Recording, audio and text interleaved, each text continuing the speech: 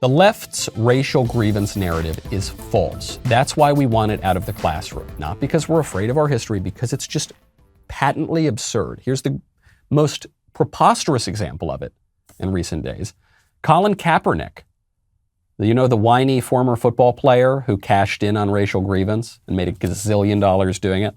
Colin Kaepernick has a movie out that opens up on him comparing playing in the National Football League to being a chattel slave. What they don't want you to understand is what's being established is a power dynamic. Before they put you on the field, teams poke, prod, and examine you, searching for any defect that might affect your performance. No boundary respected, no dignity left intact.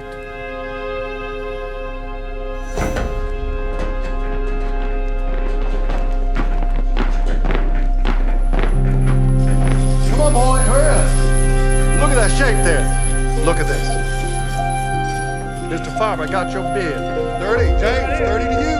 100. So, next one coming up, best one we got. 500. 600. Look at this here. Come on, who wants this? 700. There we go now. 1,000. 1,000. I'm telling you what I want. Yeah, I heard you. So, Okay, so you see all these football players transformed into chattel slaves in the antebellum South. And the NFL, they're just like the slave owners.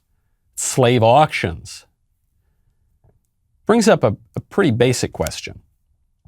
If the NFL is like an antebellum slave plantation, why has Colin Kaepernick spent the last 6-7 years begging them to take him back? Why? If the NFL is slavery, then why has Colin Kaepernick been begging to be a slave and whining when they don't want to enslave him? Did slaves in the antebellum South, did they have multi-million-dollar contracts? Did they spend their whole lives training and just trying desperate to be slaves on some plantation? I don't think so.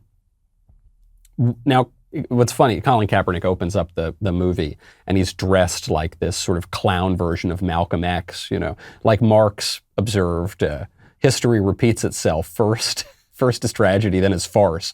We're in the farce portion of this sort of thing.